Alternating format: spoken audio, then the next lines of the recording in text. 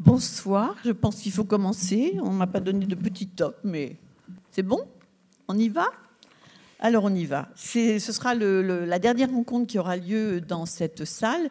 Et puis après, je crois que tout le monde se rejoindra pour la clôture qui se déroulera dans la salle Opéra. Voilà. Que signifie écrire en français aujourd'hui? On a beaucoup parlé de tout ça, écrire en français, le choix de la langue, etc., etc. Mais je me suis quand même rendu compte que chacun d'entre vous avait toujours des choses intéressantes à dire sur le sujet. Donc, on va essayer de le faire là aussi. Alors, à côté de moi, Faouzia, je ne sais pas comment on prononce, Faouzia, donc je le disais bien du premier coup, Faouzia Zouari, qui est née à Kef, en Tunisie. Écrivaine, j'ai mal dit? Sur la frontière algérienne.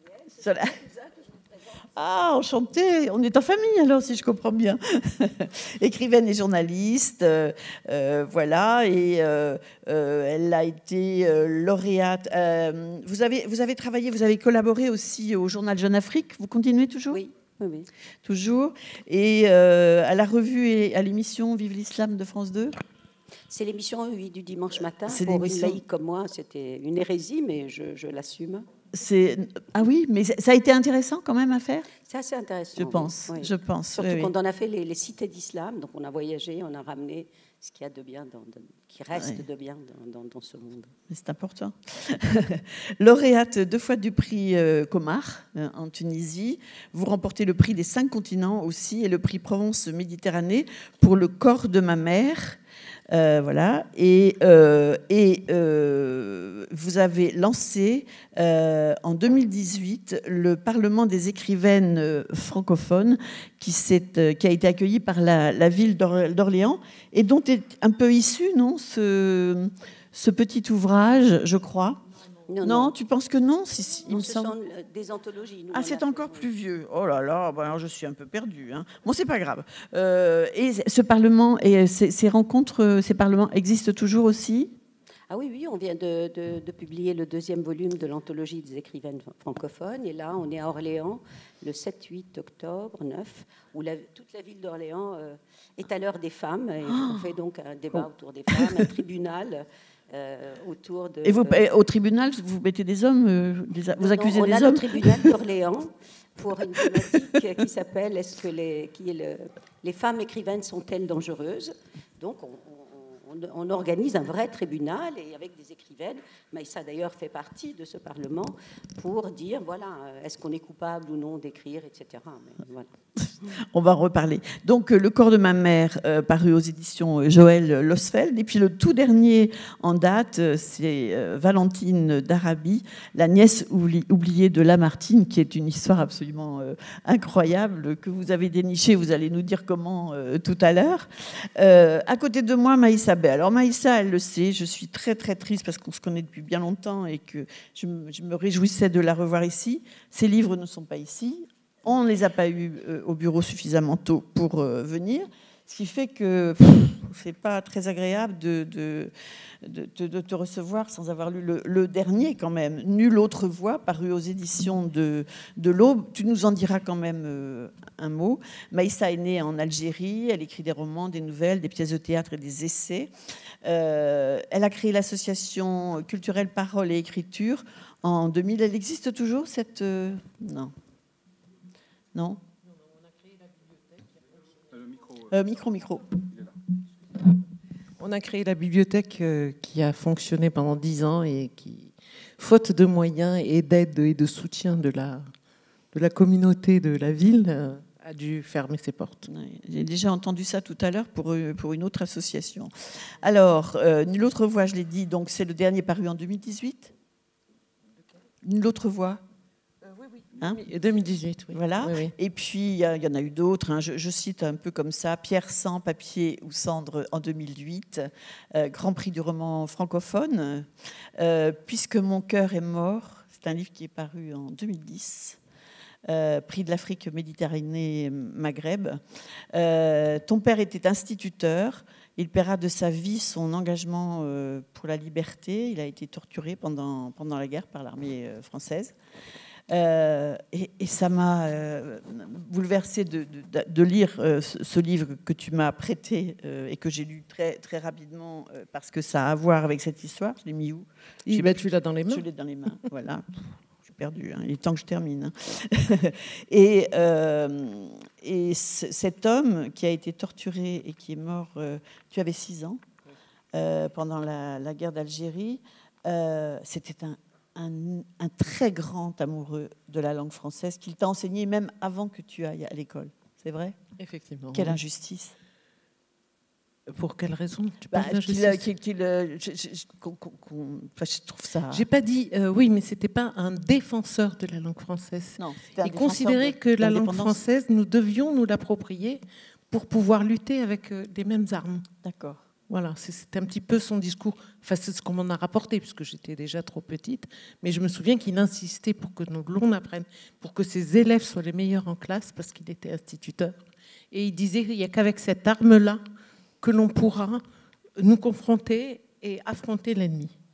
Voilà.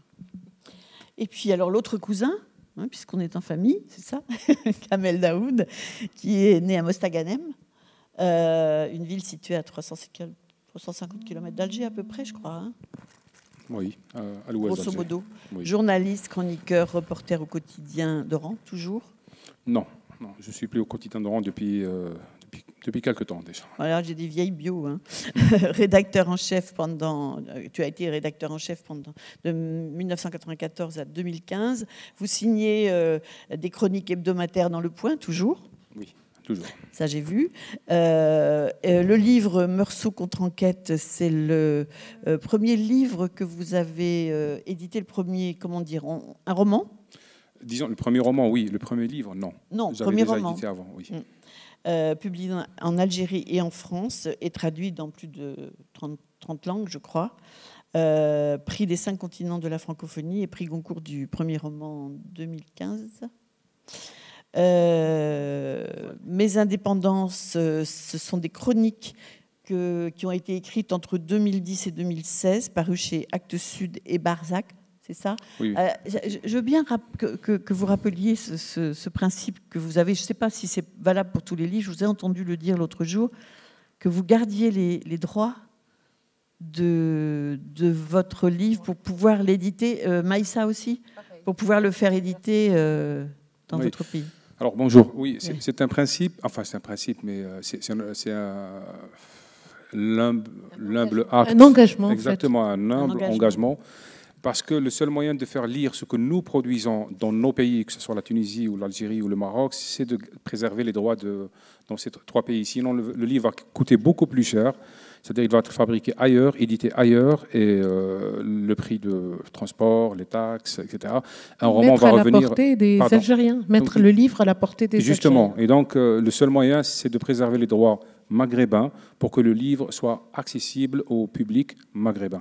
Et ça, c'est un arrangement avec les éditeurs français ou c'est un... Oui, c'est ça. C'est un arrangement, c'est-à-dire ça se négocie, je veux dire. Oui, bien sûr. C'est ce que personnellement, Maïssa et avec d'autres, on propose à beaucoup d'écrivains qui sont d'origine maghrébine, c'est de dire qu'au moins préserver les droits maghrébins pour que nous ayons nos lecteurs aussi, ici au Maghreb, que nous soyons accessibles, et puis ça nous nourrit aussi. C'est-à-dire être lu un peu partout dans le monde, sauf par les siens, c'est un appauvrissement. Alors, il y a eu aussi Zabor ou les psaumes, paru chez Actes Sud et Barzac aussi. On dit Barzac ou Barzac? Barzac. Prix Transfuge du meilleur roman de langue française et prix Méditerranée. Et puis, le tout dernier, c'est celui-ci. J'arrive pas à voir d'ici. Le peintre dévorant la femme, oui. Qui a été édité aux éditions Babel, Actes Sud. C'est une collection lancée par une amie, Alina Gurdiel, qui travaille chez Stock. Elle m'avait proposé à l'époque, j'étais le premier, de passer une nuit seule dans le musée de Picasso et d'écrire ce qu'on avait envie d'écrire. Donc depuis, la collection s'est enrichie. Il y a eu Leïla Slimani, il y a eu... Alors Leïla, elle est allée à Venise, elle. Il y a eu celle qui a eu le prix Goncourt à l'époque de Meursault, j'ai oublié son nom. Donc il y a eu plusieurs, je pense qu'on en est au 6e volume. Lydie Salver, pardon. Donc on en est à 6e auteur un petit peu qui fait cette expérience-là, mais ça se généralise à d'autres musées dans le reste du monde. Donc on propose un musée, une nuit, à un auteur. Et ça ne se refuse pas. Ça doit être vraiment étrange, non? Donc le musée Picasso, pour vous tout seul? C'est un caprice de riche. C'est-à-dire avoir un musée pour soi, enfin pour soi-même, c'est quand même quelque chose d'extraordinaire. Non, au début, on y arrive, surtout en ce qui me concerne du moins, on y arrive avec très peu de culture, disons, picturale, Oui. de par une formation, de par une culture, de par un parcours. Et donc on a un regard à la fois naïf, pas spécialiste, mais en même temps riche. Et c'est un regard de profane. Et peut-être, c'est ce que me disaient d'ailleurs à l'époque les patrons du musée de Picasso, ils avaient trop de spécialistes et pas assez de profanes pour pouvoir regarder les toiles, les œuvres et les chefs-d'œuvre autrement. Bien, alors notre rencontre s'intitule « Que signifie écrire en français aujourd'hui » Je vous pose la question tout de suite. Qui veut répondre? Je crois que vous avez écrit un texte là-dessus, Fazia. On va pas commencer par mon texte. Elle ne veut pas commencer par son texte. C'est vrai que l'intitulé est un peu pas très précis. Je vous disais, où vous voulez qu'on aille? Est-ce que la question... C'est pas moi qui ai choisi le thème. Mais est-ce que ça veut dire, est-ce que c'est un choix ou une fatalité? C'est ça à peu près. Oui, c'est à peu près ça. Oui. Alors, Maïssa, tu as commencé. Alors justement, on en parlait hier avec Maïssa, qui disait que en fait, le français, c'est son père qui lui a appris, c'est ça. Et moi, je disais que c'était un peu le contraire. C'est-à-dire, je suis née dans une famille maraboutique et mon père était chir. Et le chir, donc, c'est celui qui était le préposé au registre d'état civil, mais aussi à l'apprentissage du Coran. C'est-à-dire, quand on apprenait tout le Coran, c'est lui qui donnait une récompense aux gamins qui avaient donc ce prix. Donc, je suis née arabophone, je suis née dans une famille qui ne parlait pas un mot de français, et le français était un choix politique, éducationnel. Donc, s'il y a une fatalité, c'est celle du système éducatif de la Tunisie de l'après-indépendance. Donc, nous allions à l'école. On commençait par l'école coranique. Alors, on reviendra à mon texte, d'où la tutelle de la langue du Coran et cette envie d'en partir. En fait, cette envie d'émancipation d'une langue, c'est celle que j'ai, moi. C'est pas s'émanciper de ma condition de femme, etc., d'un pays, c'est m'émanciper d'une langue. C'est ça qui a pesé sur moi. Je pense que j'ai choisi le français à cause de ça. Donc, c'était l'école coranique à la mosquée, et après, c'était l'école primaire. Et à mon époque, donc on faisait 3 années d'école primaire, et à la 4e année, on commençait la langue française.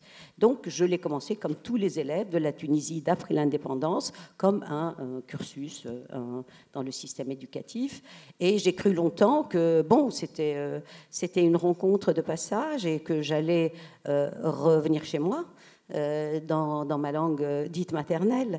D'ailleurs, j'entendais hier Kamel parler de langue fraternelle, puisqu'on essaye de trouver c'est quoi cette langue française. Moi, je ne parle pas de langue fraternelle, ni de langue maternelle, ni de paternelle. D'ailleurs, je dis que la langue arabe n'est pas une langue maternelle, c'est une langue paternelle, puisque c'est elle qui a construit le monde, et notamment le monde des femmes. C'est elle qui parle au nom des femmes. Et que pour moi, la langue maternelle n'est pas la langue dans laquelle nous naissons, ce n'est pas la langue de la mère. La langue maternelle, c'est celle qui vous permet de dire votre mère, de vous en souvenir, de la raconter sans la trahir. Et pour moi, ce sera le français.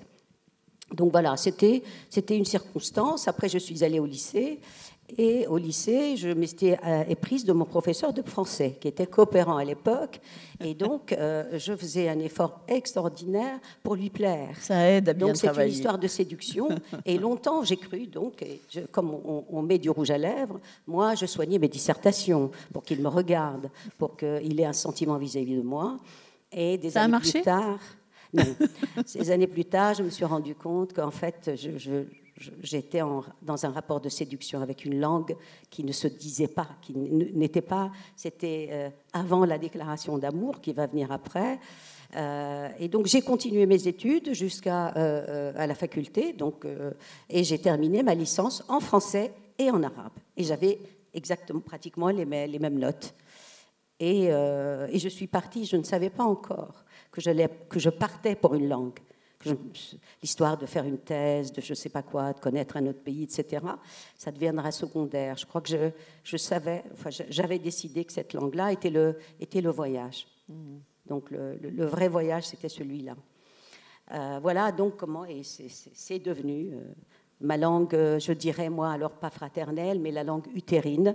C'est pour employer peut-être une métaphore un peu trop féminine, mais elle est là. C'est ce milieu d'utérus, en fait, dans lequel, à défaut de naître, on renaît. Joli. Maïssa ? Moi, je voudrais revenir sur l'intitulé. Que signifie pour vous l'écriture en français ? En fait, je ne me suis jamais posé cette question. Je me suis jamais posé cette question parce qu'au moment où j'ai décidé d'écrire, ou au moment où l'écriture s'est imposée à moi, parce que je n'ai pas vraiment décidé, c'est tout naturellement que j'ai écrit en français, parce que c'était la seule langue que je maîtrisais, que je dominais, dans laquelle j'avais découvert les livres, les auteurs, la littérature et le monde. Et donc, je ne me suis jamais demandé, je n'ai jamais eu le choix. Et je t'envie finalement beaucoup d'avoir pu maîtriser, je dis peut-être pas complètement, mais maîtriser ces deux langues. Moi, je n'ai pas eu le choix, je n'ai pas eu la possibilité d'apprendre. Moi, je suis née un peu, beaucoup, je ne sais pas, avant toi, et je n'ai pas eu la possibilité d'apprendre l'arabe. Pas du tout. Je suis rentrée à l'école très jeune, parce que mon père était instituteur, donc je suis rentrée à l'école à 5 ans, et à 5 ans, ça a été l'immersion immédiate dans la langue française. Samy Tiak rappelait tout à l'heure que nous n'avions même pas le droit de parler en arabe, de nous interpeller en arabe pendant les horaires de récréation, qu'on était punis si on entendait un mot d'arabe dans la cour de l'école. Donc j'ai appris le français, pas seulement grâce à mon père, qui lui aussi m'emmenait dans sa salle de classe de temps en temps pour écouter. J'ai grandi dans les murmures de cette langue, dans l'histoire de cette langue, dans les mots de cette langue. Donc pour moi, c'est une langue naturelle. Ce n'est pas ma langue maternelle. Mon père me l'a transmise, alors je ne vais peut-être pas dire une langue paternelle, mais c'est une langue naturelle. C'est-à-dire que je n'ai pas eu le choix. Et je reprends un petit peu la phrase de Rachid Boujedra qui disait « Je n'ai pas choisi le français, c'est lui qui m'a choisi » en fonction des circonstances historiques qui étaient les nôtres au moment où j'ai commencé à grandir. C'est quelque chose d'incroyable, peut-être même inconcevable pour certains, mais j'ai appris l'arabe à partir de la classe de 5e dans un lycée. Quand j'ai été admise au lycée, j'ai commencé à apprendre l'arabe en tant que langue étrangère. Donc voilà, et puis des cours assez folkloriques, dispensés par des profs encore plus folkloriques. Donc ça a été vraiment un apprentissage comme ça. Il n'y a que alors il m'a fallu beaucoup de temps, c'est-à-dire quand mes enfants ont commencé, eux, à apprendre leur langue à l'école, à partir du moment où ils sont rentrés à l'école, que j'ai commencé à travailler la langue arabe avec eux. Donc voilà, ce que signifie la langue française, c'est ma langue d'expression naturelle que j'ai adoptée et je l'espère qu'il m'a adoptée puisque voilà, je suis en train de m'exprimer de cette façon. Si je peux juste peut-être rebondir sur ce que tu viens de dire, peut-être que le rapport du Tunisien à la langue française est un peu différent de par l'histoire de la colonisation, de la forme avec laquelle les Français ont été présents, oui. Non, de la durée. Donc, nous avons moins de scènes de ménage, en fait, avec le français. Ça a été une langue avec laquelle, comme Bourguiba, comme ce peuple de consensus, on a trouvé un terme d'accord, on l'a, avec une forme peut-être de souveraineté d'esprit, voilà, c'est une langue qu'on va apprendre, et puis c'est tout. Je crois que le rapport est moins fort. Peut-être même que c'est à cause de ça qu'il a produit des œuvres moins fortes, parce que ce rapport que l'Algérien à la langue française est quand même, comme toute souffrance, est créateur d'œuvres d'art, c'est ça. Oui, donc moins de scènes de ménage. Et juste l'autre remarque, je laisse peut-être mon cousin parler après, c'est quand tu parles tu dis que Rachid Boujedra a dit on a choisi, c'est la langue qui m'a choisi. Moi, je voudrais aussi introduire quelque chose sur lequel on peut revenir, c'est que ce choix-là, bien sûr, il est évident, mais qu'il y a d'autres choix. Il y a vous savez, c'est comme les romans, ils vous tombent dessus. Vous cherchez pas, vous dites, qu'est-ce que je vais écrire? Non, il y a un jour, il y a une histoire qui vous tombe dessus, et fatalement, vous l'écrivez. Et je pense qu'il y a des langues qui vous tombent dessus, qui vous attendent dès le départ, dès la naissance. Et ça ne relève pas du choix non plus, ou alors c'est un choix qui nous dépasse. Alors Kamel, lui, son approche de la langue française est très différente. Je ne sais pas. En même temps, c'est-à-dire c'est une question qu'on pose tellement aux auteurs qui écrivent en langue française. On commence sa carrière avec des réponses et on finit peut-être sa carrière avec d'autres réponses. Il y a une évolution avec l'âge, on devient plus franc, plus sincère. Et on trouve des réponses encore plus sincères par rapport aux accidents de sa propre vie.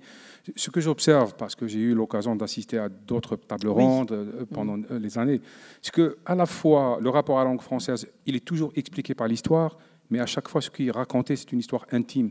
C'est une histoire de parents, c'est une histoire d'enseignants, c'est une histoire de mère, de père. Et c'est assez paradoxal. C'est à la fois quelque chose qui est ouvert au récit de l'histoire, mais au fond, c'est un rapport intime. La langue française, c'est ce qu'il y a de plus intime, parce qu'elle est toujours liée à un accident émotif, ou à un affect, ou à un accident de l'affect, ou à une généalogie qui est la nôtre. Parce que moi, si je parle et j'écris en langue française, je suis désolé, je n'ai pas rencontré Victor Hugo, ni Balzac. J'ai rencontré d'autres personnes qui, quelque part, ont incarné cette langue. Donc, ce qui introduit l'artificialité, c'est l'interrogation qui vient plus tard. Parce qu'au fond, ce que dit Meïssa, c'est un rapport naturel. On ne réfléchit pas. D'ailleurs, j'aime bien employer cette métaphore un peu osée en disant que lorsqu'on embrasse, on ne réfléchit pas. Si on commence à réfléchir, ce n'est plus une histoire d'amour. C'est déjà un divorce. Donc, il y a cette idée que c'est naturel. D'abord, c'est une histoire personnelle, c'est une histoire intime.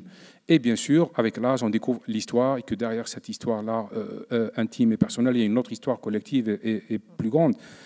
Mais ça complexifie un petit peu les réponses. Parce qu'au début, je le disais hier dans cet espace, on a des raisons, surtout en Algérie, on se replie vers l'histoire en disant oui, je suis écrivain de langue française, je n'aime pas francophone, parce qu'il y a eu l'histoire de la colonisation, parce que ceci, parce que cela. Et on essaie de justifier le choix d'écrire en français. Et en justifiant, ça veut dire que quelque part, on s'avoue coupable. Et ça, je ne l'aime pas. Et ça, chaque fois, je répète, j'écris en langue française parce que j'en avais envie. C'est tout simple. C'est votre liberté. Exactement. Bon, maintenant, pour l'histoire, la généalogie, toutes les histoires de la rencontre avec la langue française sont magnifiques parce que ce sont des histoires de l'ordre de l'émotion. Toujours. C'est un capital émotif. Ce sont des histoires d'apprentissage qui sont très, très, très particulières. On peut en faire un dictionnaire. Comment avez-vous rencontré la langue française? Et vous avez droit à 1500 signes et c'est suffisant. Et c'est très beau. Souvent, c'est très beau. Personnellement, disons que la langue française ou la langue arabe, au fond, je m'excuse pour l'expression, je m'en foutais. Ce que je voulais, c'était avoir des livres à lire. Je vivais dans un village socialiste algérien dans les années 70, sans télévision. Alors j'avais le choix entre la métaphysique et des livres. Donc j'ai choisi les livres. Et je lisais ce que je peux vous trouver, c'est-à-dire en langue arabe, en langue française. Le paradoxe, et on en a à la source de sa vie, c'est que les grands textes arabes, je les ai lus en français. Je m'explique, il y a eu une collection qui a été importée en Algérie massivement, que certains connaissent, c'est la collection Sindbad. Et donc, les grands textes de Shiraz, que ce soit Shiraz, Nadim Mahfoud, Jacques Berck, Tabari, tout cela, je les ai lus en français. Et paradoxalement, beaucoup de textes de la littérature universelle, c'est-à-dire occidentale, je les ai lus en arabe. C'était à l'époque les éditions low cost égyptiennes avec du papier gris qui n'était pas très... si vous vous rappelez, c'était 10 petits nègres, on n'a pas le droit de dire ça maintenant, avec une illustration très... et du papier sucre, je ne sais pas comment on appelle, du papier gris. Non, ça ne coûtait rien du tout. Et donc j'ai lu ces textes-là en arabe. J'ai eu cette chance, mais je ne réfléchissais pas disons, à la charge symbolique historique de la langue. J'ai eu cette chance. C'était une langue de plaisir, une langue de... Ce qui a mis fin à l'innocence ou la menacé, c'était l'école, et la télévision, et le président, et l'imam, je pense, dans le désordre. Parce que, à partir du moment où je refermais le livre de Ihsan Abdelkoudous, par exemple, où il y avait des passages érotiques magnifiques, ou je refermais un livre, un polar traduit, un polar français traduit, enfin, un polar américain traduit en français, il y avait l'école. Et l'école, c'était un usage violent de la langue arabe qui m'a fait détester cette langue. Parce que c'était la langue qui racontait l'histoire des morts, pas les miens. L'histoire de la guerre de libération, l'histoire de Dieu, l'histoire du péché, l'histoire de la punition. Et j'étais un enfant, ce n'était pas ma faute. Je disais un jour que c'est une langue qui m'a été racontée avec une mauvaise haleine. Et ça m'a... J'ai mis du temps pour me réconcilier, réinvestir de mes désirs la langue arabe. C'est venu 24 ans, 25 ans plus. Enfin, à l'âge de 24, 25 ans. Restait le français. J'échappais à l'école, plus ou moins à la télévision, la culpabilité religieuse, et je rentre chez moi dans un environnement totalement illettré où je lisais des romans. Et c'était un espace à moi. Et le français était un espace intime. Ce n'était pas quelque chose qui était ouvert aux autres. C'était un espace de jouissance intime, un espace érotique, un espace où c'était le seul endroit. Il n'y avait pas de photos, sauf celle de la couverture, mais la langue française, c'était le seul endroit où je voyais des femmes nues. Et c'est ce rapport... Des femmes nues sans les voir vraiment, puisqu'il n'y avait pas d'illustration. Bien sûr. Et donc, c'est ce rapport-là. Je n'ai pas réfléchi par la suite. Après, je suis devenu journaliste, j'ai commencé à écrire en français. J'aurais pu être un journaliste arabophone. Donc, c'est vous dire qu'avec le temps, j'essaie d'élaguer et j'essaie d'avoir une réponse honnête. Cette langue, c'est un désir, c'est aussi un choix, c'est quelque chose de naturel, bien que disons, l'analyse patriotique voudrait que ce soit une langue étrangère. Ce n'est pas une langue étrangère, ou plus ou moins. Elle l'est tout autant que l'arabe. Ce qui ne m'est pas étranger, c'est la langue algérienne. C'est celle de ma mère, de ma tante qui m'a élevé, etc. Là, on est dans la langue naturelle. Il a fallu... C'est la langue du quotidien. Oui, et j'aime pas... C'est à l'âge de 25 ans, j'ai fait un voyage en Allemagne, et j'étais dans la maison, musée, d'un grand peintre du Moyen-Âge, Dürer, je crois. Et j'ai lu cette phrase qui m'avait bouleversé. Enfin, je l'ai lu parce qu'on avait des casques, vous voyez, et on s'approche un petit peu de la table et ça traduit. Et dans cette lettre, ce peintre disait à son correspondant, « Je t'écris avec cette langue qui n'est pas encore assez riche pour exprimer tout ce que je veux dire, mais cela viendra. » Et je me suis dit, mais les langues ont une histoire d'évolution. Et donc, ce qu'on appelle maintenant algérien, et qu'on néglige, qu'on méprise, c'est cette langue qui va un jour ou l'autre fonder notre possession du monde, la propriété du monde. Et vous savez comment on appelle la langue algérienne ou peut-être tunisienne, je déteste ce mot, al-ammiya. C'est traduit langue al-ammiya. Al-ammiya, ça veut dire langue plébienne. L'urat al-khassa ou l'urat al-amma. C'est-à-dire il y a une langue pour les élites et une langue pour la plèbe. Et donc, ce côté darja, je n'aime pas le mot. Je n'aime pas le mot ammiya. C'est une langue, c'est la langue de ma mère. Si je méprise cette langue, je méprise tout l'univers et tout le lien que j'ai avec ma propre mère. Donc, je n'aime pas ça. Et c'est une langue vivante. Et une langue est vivante tant qu'elle absorbe les autres. Et l'algérien absorbe le français, l'espagnol, l'arabe, d'autres langues, etc. Donc, on est à peu près dans cette situation-là où la langue avec laquelle nous possédons le monde est ignorée. Et nous savons, parce que les gens en Algérie ou ailleurs, ils focalisent, pardon, peut-être je suis lent, sur la guerre entre francophones et arabophones. Mais il y a une haine plus féroce des clergés arabophones envers la langue algérienne. Par exemple, vous prenez la loi algérienne, elle dit, vous voulez publier un journal, il faut obligatoirement que ce journal soit en français ou en arabe. Mais vous imaginez un journal écrit en langue algérienne, son impact. C'est la Bible traduite en allemand, je veux dire, à l'époque de Luther. C'est-à-dire, on parle aux serfs avec S, on parle aux paysans. Donc, tout ça pour dire que ce rapport avec la langue française, pour moi, c'est un rapport naturel. Souvent, je n'aime pas répondre à cette question parce que ça ne concerne personne. Ce qui concerne les autres, c'est ce que j'écris. Mais comment j'ai découvert cette langue, c'est de l'intime. Vraiment, c'est de l'intime. Je n'ai pas à le justifier, je n'ai pas à l'expliquer. Je peux le faire à titre amical, mais pas plus. Farzia, vous êtes prête à le lire là maintenant, le texte ? Oui, parce que Kamel me donne la transition. Bien sûr. Je peux peut-être expliquer pourquoi je n'ai pas écrit en arabe. C'est l'autre question. On n'explique peut-être pas pourquoi on écrit en français, mais là j'ai essayé de savoir pourquoi justement je n'ai pas écrit en arabe. L'arabe est la langue d'Allah, tout le monde le sait, tout le monde le disait, nos pères, nos maîtres de l'école coranique, nos enseignants laïcs. Allah avait fait son choix parmi les autres langues et décidé que l'arabe serait son idiome pour s'adresser à ses créatures. Il s'est emparé de cet alphabet, a soufflé dedans, récuré les mots, rhabillé les métaphores, oint les phrases de sa salive sacrée et livra le tout glissé dans son rythme. Naturellement, il s'est déclaré l'auteur attitré de cette langue, aussi bien sur le fond que sur la forme.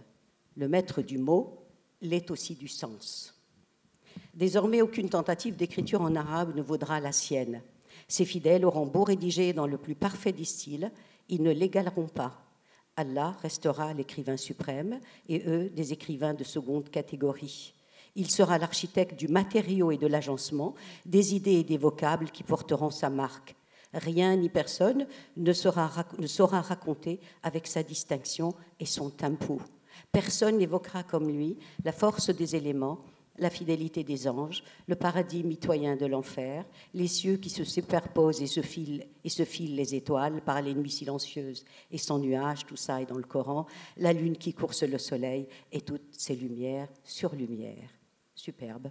Et puis, personne ne racontera comme lui nos vices ou nos lamentations à nous, ces créatures, nos colères, nos errements, nos péchés qui méritent ces châtiments. L'humain dans toute sa misère. Tout est dit dans le Coran, et rien ne viendra plus contester la beauté d'un verbe garant du seul récit crédible, puisque fabriqué dans la texture même de la vérité. Que sommes-nous dès lors que des rapporteurs de mensonges et les auteurs de récits au rabais? Et où trouver une place au sein de cette langue toute investie de sa présence et toute dépourvue de notre subjectivité? Comment ambitionner égaler un style qui se veut la norme alors que nous définissions le style comme un écart par rapport à la norme? Comment soumettre, en italique, la langue arabe?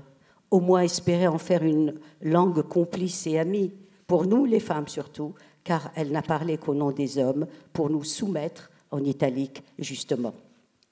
De fait, je rejetais cette langue sans le savoir. J'y habitais avec une sensation d'inconfort. Je l'aimais et désirais m'en affranchir.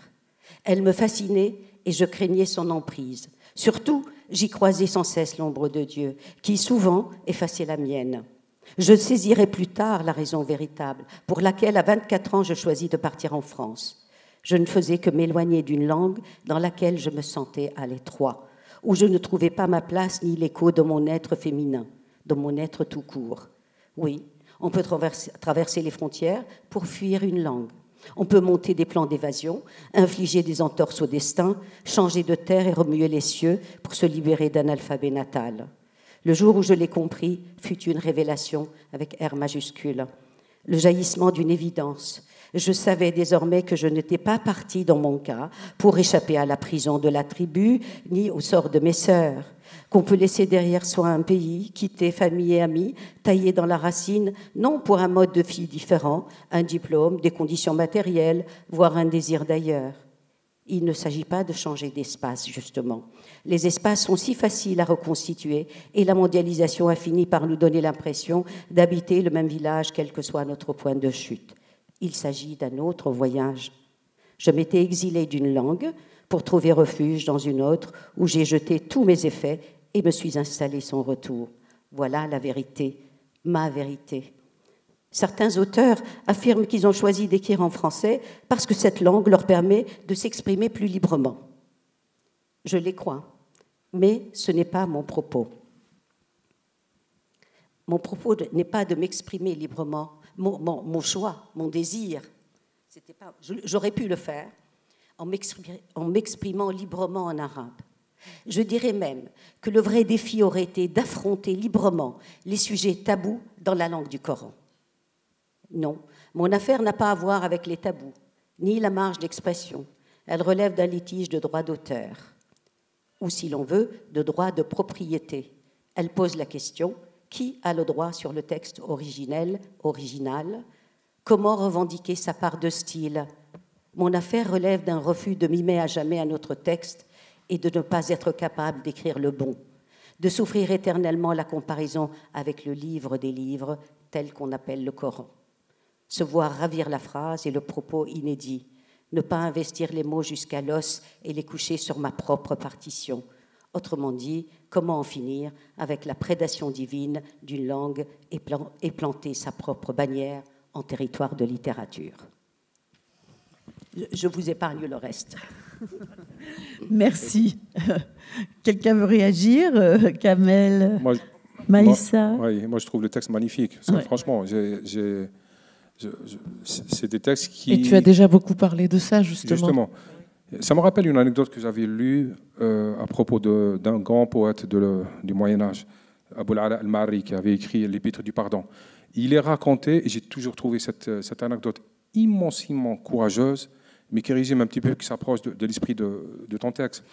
Alors, un jour, il aurait dit « Je vais écrire un texte plus beau que le Coran ». Et il a écrit l'épître du pardon, Risalat al-Ghufran. Et il paraît que les gens autour, ses amis, après avoir lu le texte qui est sublime, lui ont dit « C'est très beau, mais on n'y sent pas la douceur du Coran. Halawat al-Qur'an ». Et il a dit cette phrase sublime, laissez les cœurs le polir pendant quelques siècles et vous verrez. Et j'ai trouvé ce rappel de cette concurrence-là, qui actuellement nous est totalement interdite sous peine de mort. À l'époque, elle était quand même osée par beaucoup de poètes. Et puis ce rapport-là à la langue arabe, c'est quand même fondamental. Il a été inauguré par le meurtre d'un poète concurrent à l'époque des origines. C'est le premier meurtre à l'époque du prophète. Un poète a été tué parce qu'il a osé concurrencer la beauté de l'autre texte. Et c'est vrai, mais je trouve ça...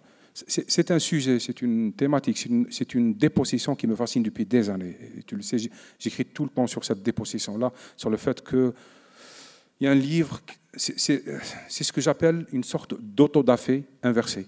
C'est-à-dire, c'est un livre qui brûle le monde, ce n'est pas le monde qui brûle les livres. Maïssa ? Je n'ai pas. J'écoute Kamel depuis longtemps sur ce sujet-là. On en a beaucoup parlé de ce livre-là, qui représente tous les livres écrits et à venir, écrits dans le passé et à venir, et qui a littéralement fermé peut-être et empêché les personnes de s'exprimer. Je sais que au niveau des anecdotes que l'on peut raconter tout autour de nous. Quand on demande à des jeunes « Est-ce que vous avez lu des livres ?» Il y en a beaucoup qui aujourd'hui nous répondent « Non, moi je lis le livre ». Ils n'acceptent pas le pluriel du mot des livres. Moi je lis le livre et tous les jours je lis le livre avec mais parce que le la Coran majuscule. s'appelle Al-Kitab. Oui, avec la majuscule. Oui. Raison pour laquelle on a enlevé au mot, en principe, les mille et nuits, c'est Kitab, Alf Layla wa Layla. Et les intégristes ont enlevé le mot kitab et c'est resté Alf Layla ou Layla. Oui, parce donc, que le mot kitab, c'est-à-dire oui. avec le déterminant, qui est très important, justement. Mais c'est une question très naïve de ma part, j'en ai parfaitement conscience, mais je suis sûre qu'il y a d'autres gens qui peuvent se la poser. Vous dites, les jeunes disent « je lis le livre ». Ils lisent parce que... Ce livre-là, oui. Ah oui. Encore, hein. Et encore. Et oui, de façon tout à fait, parcellaire, avec ce qu'il leur est suggéré comme pour retrouver. On les guide. Oui, on les guide, et puis en même temps pour retrouver des justifications dans la société, dans certains interdits, dans certains comportements. C'est-à-dire, c'est pour beaucoup, je dis, ça peut être considéré comme le livre alibi pour justifier justement certains comportements dans la société. Mais je crois qu'on s'éloigne du sujet. Oui. Ça rappelle, il y a une phrase d'un écrivain espagnol que je trouve aussi formidable. J'adore les citations parce qu'elles font rêver des livres qu'on n'a pas encore lus. Encore. C'est quelqu'un qui disait que qu'est-ce que le rabat ? Rabat, R-A-B-A-T, comme Rabat, la ville. Il disait ce sont les croyances que nous avons sur les livres. Ce ne sont pas les livres eux-mêmes, c'est-à-dire pas seulement l'interprétation, parce que l'interprétation, elle est dite, elle est écrite, mais il dit ce sont les croyances qu'on a sur les livres. Nous avons tous ici, dans cette salle, une bibliothèque de livres qu'on n'a pas lus et que nous prétendons avoir lus. Et nous avons des croyances et des résumés sur ces livres-là. Et donc il dit, le rabat, ce sont des croyances. Et pour mieux expliquer qu'est-ce que ce mot, il dit, imaginez une dystopie où les aventures de Jéhovah ou d'un autre Dieu seraient une bande dessinée, et où on aurait coupé des têtes à des gens qui n'auraient pas cru en Sherazade. C'est-à-dire, on inverse un petit peu. Et donc, on revient il y a le livre, il y a l'interprétation du livre, et il y a la croyance qu'on a sur le livre, et qui est encore peut-être parfois plus fatale. On dit un mot de vos livres, parce qu'on a presque terminé. On dit un mot des livres de chacun. Alors j'aimerais, Maïssa, que tu nous parles de ton dernier livre. Donc, c'est Voix, V-O-I-X. Une autre voix, c'est pas une V-O-I-E. Oui, mais un jeu de mots, oui, c'est V-O-I-X. Voilà. Oui. Oui, c'est un livre que j'ai écrit à la suite d'une histoire vraie. étonnante. C'était une femme qui avait été condamnée pour le meurtre de son mari, qu'elle avait tué d'une manière tout à fait odieuse, oui, si on peut dire ça comme ça. Et c'est une histoire vraie. Hein. J'avais lu, c'était passé pas très loin de chez moi, de là où j'habite, dans un petit village. Elle avait tout simplement ébouillanté avec de l'huile bouillante, quoi. Elle avait versé sur lui, pendant qu'il dormait, de l'huile bouillante. Et ce fait divers avait été raconté dans un journal il y a quelques années, il y a plusieurs années. Ça m'avait donné l'envie d'aller, pas de la rencontrer, mais d'aller dans les prisons, dans la prison en tout cas de la ville où j'habite, à Sidi Bel Abbès, et de rencontrer des femmes qui étaient arrivées à commettre justement des actes comme ça. Ça fait plus de 10-15 ans que je traînais cette envie.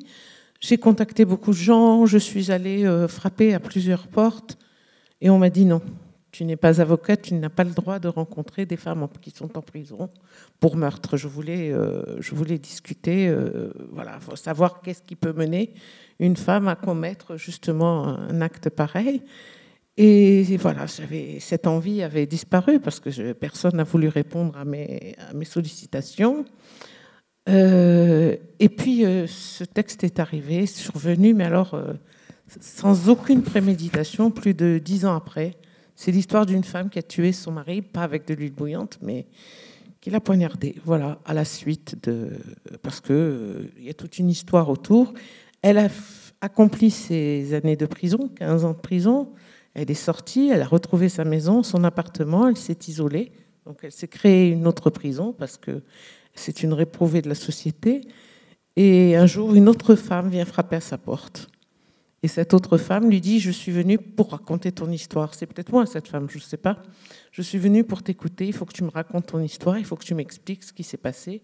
Comment une femme peut commettre un acte pareil. » Il va s'établir entre ces deux femmes, une relation très ambiguë, très étrange, très, très particulière. Et cette meurtrière va commencer à se repositionner dans la société, mais pas vraiment tout à fait. Voilà, c'est à peu près ça. Et la fin, il faut laisser un peu de suspense dans cette histoire. Alors, Fawzia, là, il y a le livre Le corps de ma mère. Alors, cette mère est devenue aveugle et vous revenez auprès d'elle. C'est une mère qui n'était pas très tendre. Hein, elle refusait les gestes d'affection. Elle était. Et alors, moi, il y a une phrase qui m'a frappée, c'est ce que vous écrivez à la toute fin du livre. Maman n'est pas morte, je peux toujours l'invoquer exactement comme elle invoquait les esprits. Dans ces moments-là, quand je me concentre bien, elle m'apparaît tout entière et je me vois en train de lui demander pardon pour avoir transporté sa mémoire jusque sous les toits de France et l'avoir couchée dans la langue étrangère. Oui, c'est vrai que j'ai beaucoup hésité avant d'écrire ma mère en langue française, parce que j'avais l'impression, oui, de profaner son corps. Et donc, je le dis, d'ailleurs, j'ai attendu des années et des années. Il a fallu que la révolution en Tunisie advienne. Et donc, je me suis dit, si tu n'écris pas ta mère maintenant, c'est terminé, parce que la Tunisie va changer et le monde de ta mère va basculer. Et effectivement, il a basculé. Donc, c'est terminé. C'est une autre Tunisie qui est... Et donc, c'est là où je me suis mise à écrire, justement... sur ma mère. Et voilà. Et c'est pour ça que je disais, dans la mesure où cette langue française me l'a rendue entièrement intacte, je l'ai considérée comme la langue maternelle, étant... et je me souviens qu'une fois, j'étais donc dans mon village et j'étais sur sa tombe. Et je lui ai dit, voilà, j'ai fait cet acte qui, à ses yeux, pouvait apparaître comme horrible. Parce qu'on ne parlait pas on racontait pas l'intime, on racontait non, pas... Non, ça c'est encore un autre volet. Et j'ai eu l'impression, oui, que là j'étais sur sa tombe, j'ai lu la Fatiha et j'ai dit qu'il fallait qu'elle me pardonne. Et je suis partie avec le sentiment d'avoir été pardonnée. Voilà. Mais effectivement, c'était aussi un des combats que j'avais, surtout la mère et le corps de la mère, c'est-à-dire l'identité même du groupe. Une mère qui était hyper voilée et qui ne sortait pas, donc toutes les clôtures étaient là. Et comment l'exposer nue pratiquement dans la langue de l'infidèle. C'était ça. Mais non, je ne l'ai pas regretté. Après, je suis passée à autre chose. Alors, justement, on dit un mot du dernier livre paru, Valentine d'Arabie, la nièce oubliée de Lamartine. Et dans la préface, vous dites: par quelle coïncidence extraordinaire, l'arabe que je suis, issue d'une tribu de chers enturbanés et de femmes sous le voile, fut-elle amenée à rencontrer cette Gauloise de souche, libre et scandaleuse, à qui elle allait consacrer des années de sa vie? Oui, j'ai consacré une dizaine d'années. En fait, j'avais fait ma thèse sur Valentine de Saint-Point. Après, j'avais publié un livre, donc une biographie romancée, et après, une biographie réelle, c'est-à-dire avec tout ce que j'avais conçu. Mais en fait, j'avais besoin sans doute de faire ce voyage qu'elle avait fait à un moment de ma vie où je me disais qu'il fallait que je voie face moi le voyage, pas contraire, mais inverse. C'est-à-dire, elle est partie, c'était la scandaleuse de la belle époque, et puis un jour, elle s'est convertie à l'islam et elle a commencé à lutter avec les pays arabo-musulmans, et c'était pas du tout Isabelle Eberhardt qui était dans une forme de marginalité. Elle, c'était véritablement un programme politique qu'elle avait mené avec son propre argent, etc. Et elle est morte dans la misère totale, traitée par les Arabes et les Français, par les uns comme espionne et les autres aussi. Et donc, voilà, elle est morte dans la misère. Et ils ont dû vendre un tableau de Rodin pour qui elle posait, pour pouvoir l'inhumer décemment. Il n'y avait même pas... Et donc, cette histoire était bien connue?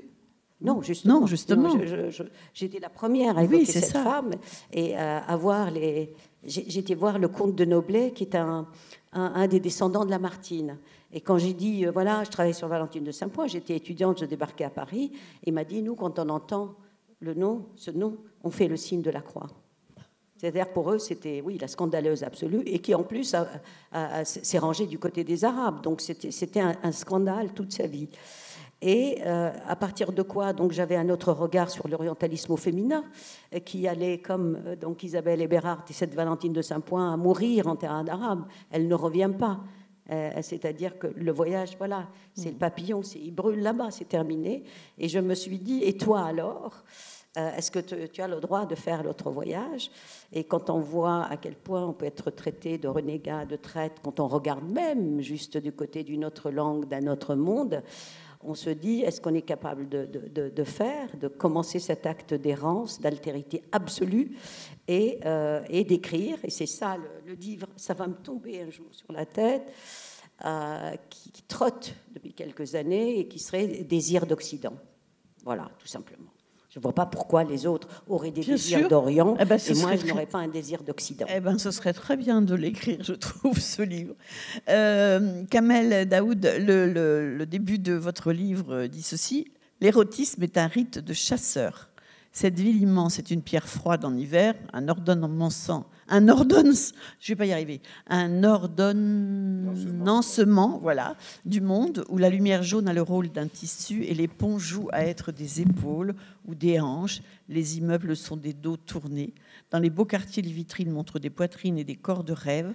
Toutes les affiches géantes exacerbent le désir. L'hiver s'annonce, mais dans le froid, les peaux sont nues sur les images. Les publicités offrent des femmes qui ne cessent de sourire et de vous attendre, etc., etc. Ça a été votre choix d'aller dans ce musée Picasso, une nuit au musée, mais vous aviez le choix du musée, non. Non, c'est pas le choix, c'est qu'on avait le choix d'accepter ou pas. C'est-à-dire, moi, j'ai été tenté. Comme je vous l'ai dit tout à l'heure, au début, c'est que je suis né dans une culture où le rapport à l'art pictural il est assez troublé depuis des siècles. Et donc, ça me plaisait. Mais je ne savais pas que c'était l'exposition Année érotique 1932 de Picasso. Je ne le savais absolument pas. Et pour écrire ce livre, je m'étais interdit, c'est un exercice peut-être que certains de mes amis pratiquent, je m'étais interdit de trop lire sur Picasso ou de lire sur Picasso. Je me suis dit, je vais aller passer cette nuit-là, recueillir et noter tout ce que je peux noter, mais lire, chercher, documenter, ça viendra plus tard. Sinon, le regard aurait été faussé. Et le livre, il commence par la scène que vous venez de lire, c'est Paris. Paris, on a tous eu le choc de voir Paris pour la première fois. Oui. Beaucoup ont eu cette expérience-là. On arrive, c'est les publicités avec des corps nus, et c'est les couples qui s'embrassent devant tout le monde. D'accord, c'est quelque chose qu'on n'oublie jamais, parce que ça, je sais que les couples s'embrassent à la télé ou dans le noir, mais pas debout devant tout le monde. Donc c'est ce côté-là, ce côté dévoilement du corps. Alors c'est assez froid, parce qu'il fait froid souvent à Paris, mais en même temps on a des affiches partout de femmes qui sont en bikini. C'est ce rapport-là qui m'avait troublé au début, donc j'ai commencé Et j'arrive au musée, effectivement, il y avait Picasso, 1932, année érotique de Picasso, et des toiles, et des corps, et des aventures, et des hallucinations. D'autant plus que le musée, le soir, il fait très très froid. Parce qu'apparemment, il baisse encore plus la température pour conserver les toiles, et j'ai vraiment gelé. Donc pour vous dire, pour une année érotique, c'était quand même... C'était pas très très chaud. Non, non. Mais c'était fascinant aussi de pouvoir se promener dans le musée et surtout dans des endroits qui n'étaient pas accessibles au public. Et Picasso, c'est quelqu'un qui archivait tout. Factures, notes d'hôtel, tout. Et j'ai eu accès à ce qu'on appelle les arrière-salles. Et on voit ce que Picasso possédait, ce qu'il traînait, son univers. On est tous entourés d'objets satellites autour de nous, le portefeuille, le téléphone, une bague, quelque chose, on en a à peu près 15 à 75, mais Picasso, c'est hallucinant, c'est une galaxie d'objets. Et c'est quelqu'un qui gardait tout, qui voulait posséder tout, ses stylos, ses instruments, ses pots, ses factures d'électricité, ce qui est extraordinaire. Donc j'ai eu cette occasion-là de voir le musée de face et de dos, de me promener, de m'interroger, et puis de m'interroger moi-même. Parce que le musée, c'est quand même surtout Picasso. On le dit, c'est un génie, mais peu de gens le savent. Pourquoi? Et donc, on arrive, quand on n'est pas spécialiste, j'ai fait l'expérience du désert, dans le sens où, dans le désert, on est confronté le premier quart de la nuit au vide, et le deuxième quart, on commence à fabriquer du sens. Et donc, l'étoile était pour moi au début un mystère. J'ai fait un premier tour, un deuxième, et je me suis dit, je ne vais jamais m'en sortir, je ne comprends pas. Mais après, l'esprit est plus intelligent que nous-mêmes. Ça construit du sens. Et au fur et à mesure, on voit qu'il y a une ligne, il y a une narration. Ça commence en janvier, ça finit en décembre. Et on comprend que Picasso était désespéré. On comprend pourquoi il a tordu les corps, pourquoi ils sont dessinés de cette manière-là. Et on comprend que ce qu'il voulait dessiner cette année-là, il avait connu Marie-Thérèse, une femme qui avait 18 ans, il en avait 50. Et cette jeunesse le désespérait. Ce qu'il voulait, ce n'était pas uniquement aimer cette femme, c'était la posséder. C'était être elle. Et ce qu'il peignait, ce n'était pas le corps nu occidental depuis des siècles, vous savez, femme nue, etc. Non, il peignait la femme à l'instant du désir. C'est-à-dire, imaginez devoir ou pouvoir peindre quelqu'un au moment où on l'embrasse. Qu'est-ce qu'on peint? Quelque chose de noir, parce qu'on ferme les yeux. Ou quelqu'un qui veut décrire le goût d'une pomme. Ou quelqu'un qui veut décrire une extase. Il était dans cette torture-là, et c'est pour ça d'ailleurs, on ne le voit jamais de face. Il ne se peint pas. Et les femmes qui sont peintes de Picasso ne sont jamais de face. C'est quelqu'un qui est toujours à côté comme un prédateur. Il n'est jamais de face. L'amour fait face. La prédation, c'est derrière le dos ou juste à côté. Donc tout ça, c'est venu par la suite, ça s'est construit. Et j'avais assez de temps jusqu'au matin pour pouvoir trouver quelque chose d'intelligent à dire. C'est passionnant parce que pour quelqu'un qui a un nom spécialiste, moi, vous me donnez envie d'y aller, d'aller visiter ce musée Picasso. C'est une expérience que d'autres ont fait dans d'autres musées, notamment Leila Slimani qui a écrit aussi un ouvrage magnifique sur... c'était en Italie, comment ça s'appelle? Douane, j'ai oublié. La fatigue, là. Et donc, c'est vrai que c'est une expérience et ça permet de revivifier, et de raviver le regard qu'on peut porter sur un art qui, à la fois, est dans l'exposition permanente, mais dans le sens se dérobe, qui nous écrase parce qu'on ne comprend pas. On ne comprend pas pourquoi un tableau coûterait 2 millions de dollars et un autre non, etc. Et c'est quelque chose qui nous interpelle. J'étais profane et je voulais que ce côté profane subsiste et qu'il soit l'occasion d'un regard neuf sur quelque chose qui a été vu, revu depuis des décennies. C'était une très belle expérience, franchement. Eh bien voilà, on va peut-être en rester là ce soir puisque l'heure est atteinte, on va dire. Lisez quand même ce livre de Maïssa Bey que j'ai lu à toute... Ah ben non, mais je l'ai lu à toute allure parce que tu me l'as donné cet après-midi. Entendez-vous dans les montagnes avec point de suspension, ça va vous faire penser à quelque chose. Et ça raconte quand même une histoire qui n'est pas vraie. Totalement imaginaire. Ok, totalement imaginaire, mais la rencontre entre Une jeune femme qui pourrait être toi et le bourreau de son père dans un train.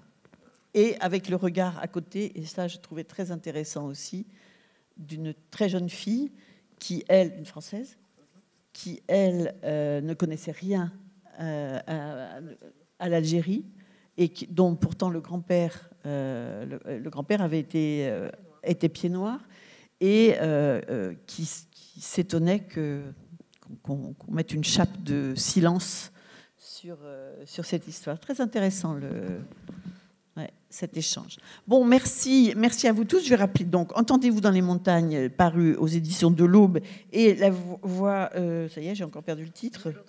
Nulle autre voix, paru toujours aux éditions de l'Aube. Faouzia Zouari, Le corps de ma mère, paru chez Joël Losfeld. Et puis ce livre-ci, Valentine d'Arabie, la nièce oubliée de Lamartine, paru aux éditions du Rocher. Et puis Kamel Daoud, il y en a sûrement d'autres, non, de plus récents. De plus récents aussi ? Non, plus récents, non. Donc le plus récent, le voici, Le peintre dévorant la femme. Et il y a une histoire de dévoration qui est assez intéressante à découvrir. Le peintre dévorant la femme, paru chez Babel. Voilà. Merci à tous d'avoir assisté à cette rencontre. Je crois qu'il va y avoir une dernière rencontre maintenant. Il est quelle heure ? Oui, à 18h, une sorte de clôture de ce congrès. Voilà, nous avons été, en tout cas, je parle au nom de l'équipe Étonnants Voyageurs, nous avons été très heureux d'être avec vous ici à Tunis et d'avoir, par la même découverte des écrivains tunisiens qu'on ne connaissait pas. Et je pense qu'on leur fera une petite place dans la prochaine édition du Festival de Saint-Malo. Merci, bonsoir à tous et à bientôt. Et merci aux techniciens qui nous ont accompagnés pendant tout ce temps.